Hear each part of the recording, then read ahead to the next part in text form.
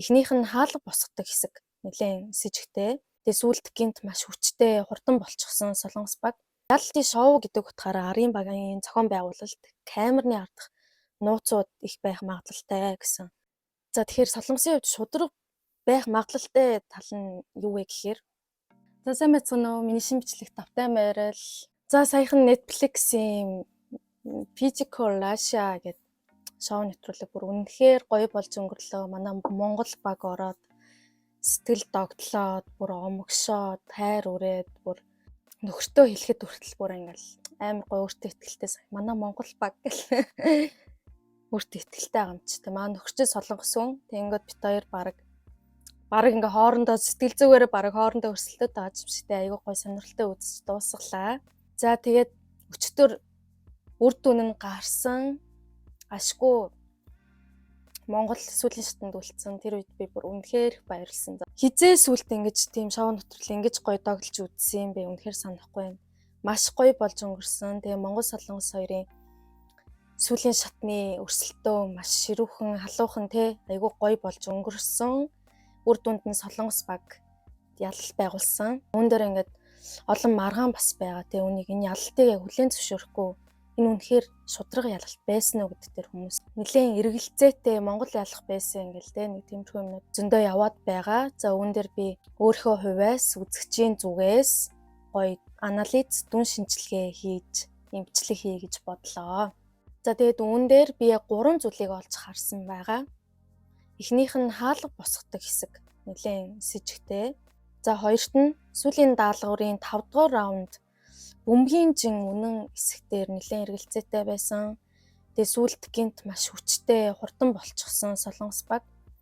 За гуравт нь болохоор реалити шоу гэдэг утгаараа Арын багийн зохион байгуулалт камерны ардах нууцуд их байх магадлалтай гэсэн сэжиг таамагуд төрсөн.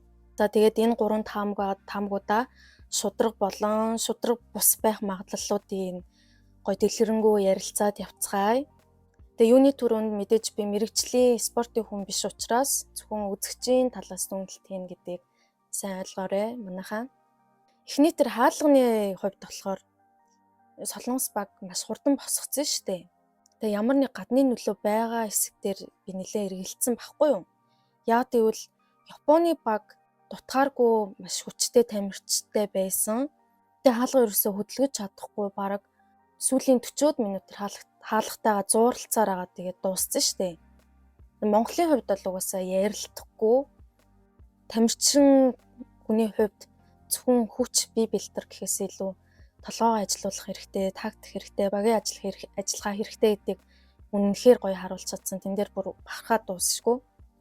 Тэгээд тэр хаалгач нь яг ингээд твцсэн хүнд хаалгач эхний удаад ингэж босоход ер нь хэцүү юм шиг харагдсан байхгүй юу? Тэгээ ингээд нэг босчих юм бол цаашаа ингээд дөрүүлээд татагтаад арай хэлбэрхэн явчих юм шиг харагдсан. За тэгэхээр Солонгосын хувьд шудраг байх магадлалтай тал нь юу вэ гэхээр тактик байсан шүү дээ тэр үедээ.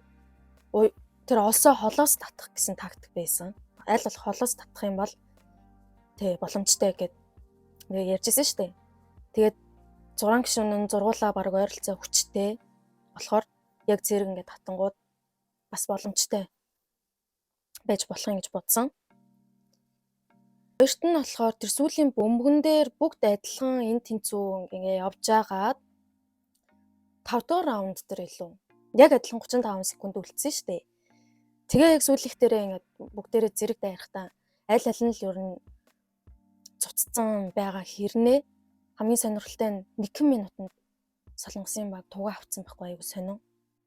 Ядаж тэ бас нэг хэдэн секундын зайтай өмнөх дээрээ ингээд яг адилхан байсан бол дараах дээр нэг хэдэн секундын өмнө авсан бол арай үнэмшилтэй. Тэнгүүд аюу сонио.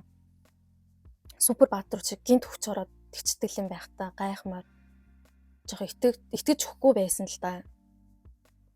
За тэгээд шудраг байх магадлалтай талаас нь ярих юм бол мэдээж хүчний хувьд сайн тамирчид байсан. Тэгээд сүүлийн хэсгээр бүгд ингээд бүх сүүлийн хүчээ ингээд шахаад аюу яг гоё ингээд зэрэг бас ингээ багийн ажиллагаагаар ингээ зэрэг ингээ урагшилсан байж магадгүй. Тэгээ тэр хамгийн голд нь яг нэг ийм байрлалаар авсан шүү дээ. Хамгийн голд нь хүчтэй тэр бүх залуугаа оруулаад тэнгүүд хүчтэй хүчтэй залуу ингээд урагшлаад хүч ингээд түрээд орчингууд ард нь байгаа юм ингээд дагаад ингээд яг зэрэг ингээд явах юм бол ингээд урагшлаад тэг явах боломжтой те нэг тэгж бас харагдсан. Тэгээ бөмбөгний хувьд шоу багийнхны ард юу болж өрөндгийг одоо хин ч мэдэхгүй тэр бөмбөгийг нь очиод жинлээд үзэх ямар ч боломжгүй болохоор тэн дээр одоо бүр яах ч аргагүй болчихж байгаа байхгүй юу. За тэгээ гуравт нь болохоор эн чинь угаасаар реалити шоу entertainment гэдэг утгаараа тэгээ цаагаараа нууцлалын бодлого гэрээ хатуу байдаг гэсэн. Бас ялагч болвол тэр багтайгаа тусдаа янз бүрийн гэрээ хийдэг гэж сонссон. Мэдээж энэ бүгд таамаг төдий зүйл тодорхой мэдэх аргагүй. Энэ зүгээр л телевизийн шоу те яг бүр спортын олимп тим юу биш болохоор ийм тим гэж шүүхд ер нь хэцүү байгаа байхгүй юу. Тэгээ мэдээж үзэгчдийг байлдан дагуулахын тулд олон стратеги төлөвлөгөө байгаа байх. Тэгээ манай Монгол тамирчдын орсон тэр подкастыг би үзсэн. Тэгээд 0 орохт нь хүртэл нэг хүн дагаж явдаг. Тэгээ хооронд нь тааруулдаггүй машинд ийш тийшээ машинаар явхад хүртэл ингээд хооронд нь хоёр өөр баг суух юм бол хооронд нь хол суулгадаг эсвэл тусдаа машинаар ингээд явуулдаг. Тэгээд анх очихдоо Монгол багийн тамирчид бие бинийгээ тэр шоуны юун дээр очиод анхудаа харсан гэж байгаа юм тий. Тэгэхээр бас нэлээд цаагаараа маш том бодлого байгаад байна л та.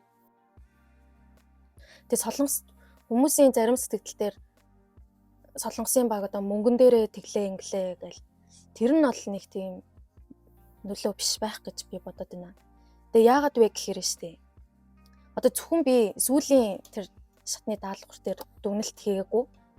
Хамгийн ихний даалгавраас эхлээд ингээд сайн ингээд анзаараад үтсэн байхгүй юу? Ер нь тамирчдын хурд хүч бүр ихний даалгавраас төгсөл хүртэл ингээд анзаараад байхаар анхнаасаа солонгос илүү харагдчихсан байхгүй юу? Хүн болгоно солонгос илүү тэгээд тэр Австралийн баг аяа хүчтэй байсан шүү дээ. Австралийн баг сүлд үлдчих магадгүй гэсэн боловч тэдний багийн хуваарлалт муу байсан учраас тэр баг хасагдсан. За тэгээд тэр ихний хөлөө онгоцны ачаа зөөдөг тэр солонгос бүх ганцаараа тэр тэргийн ингээл түрээлтэй. Өөр ямар ч багийн хүн тэрийг ганцаараа төлөхгүйсэн шүү дээ. Тэгэхээр тэр бүх залуу бүр аягүй хүчтэй гэдэг нь бүх даалгавар дээр харагдчихсэн. Тэгээд сүүлд нэг ачааныхын жинг харьцуулахад 100 хэдэн граммаар илүү байлуу. Тэгээд солонгос нэгт ороод Монгол хоёрт орж исэн шүү дээ. Тэгээд тэрний дараа тэр нэг юм өндөр өсөрдөг нэг явц дундын даалгавар байсан шүү дээ. Солонгосоос гарсан залуу бусад оролцогчдоос илүү намхан байсан юм аюу нэлээд өндөр өсөж ирсэн шүү дээ. Тэгэхээр тэрийг харах юм бол бас нэлээд туршлагатай, чадвартай залуу гэдгийг шууд харагдчихсан. Тэгээ бас сүүлийн тэр даалгавар дээр гүйдэгс тэр яалтчгүй ингээд зүгээр л ингээд харахад л мэдэгдэж байгаа хгүй хин нь илүү тэ хурдтай байгаа нэгээс ингээд харагдчихж байгаа юм. Тэр эмэгтэй ч гэсэн аюу хүчтэй юм блэ. Хурдтай юм блэ. Ялцчгүй одоо явцын дунд ээлт давуу байсан байдлаар нь харах юм бол солонгос 60% магадлалтайгаар шудраг төрүүлсэн байх гэсэн дүгнэлт би бол хувьдаа хийж байна. Тэгээ Монгол баг ялах магадлал мэдээж өндөр байсан. Тэгээ ялцчгүй шоу гэдэг утгаар нь хүлээж авах юм бол зүгээр их гэж бодогдлоо. За тэгээ төгсгөл нь амжилт бол үр дүн биш, үйл явц юм аа гэдэг шиг. Миний ачаар монголчууд минь айгүй гоё нэр хүндээ өсөглөө. Тамирчид маань илүү хүчтэй боллоо, зөндөө олон туршлага хуримтлууллаа. Тэгээд Монголын хувьд дараагийн олон боломжуудыг нээсэн маш гоё нэвтрүүлэг болсон гэж бодож байна. Тэгээд тэр төгсгөл хэсэг дээр манай монголчууд ялсан баг айгүй гоё хүндэтгээ тий солонгосоор хамсаа амны даа гэж хэлээл. Тэг хүндэлж байгаа тэр тайван байдал нь хувь хүн нь олон хүний хайр хүндэтгэл хүлээсэн байх гэж бодож байна.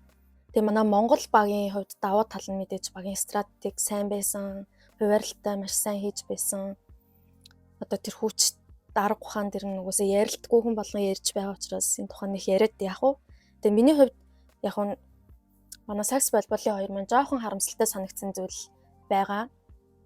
Яг тэр хоёр давуу талаа харуулж болох нэг даалгавар байсан шүү дээ. Тэр модон дээр ингээ хараадаг. Тэн дээр бол илт давуу байсан байхгүй юу?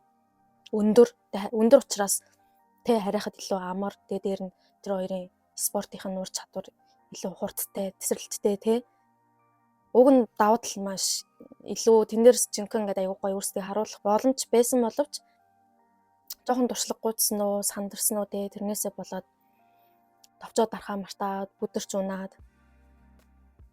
Тэгээд даалгавраа жоох амжилтгүй биелүүлсэн нь харамсалтай байсан. Гэхдээ мэдээж тэр хоёр бол багтаа маш хүч нэмэр болж исэн гэдэг нь юугаа сайн нэвтрүүлгээ сайн үзэх юм бол угаасаа харагдана.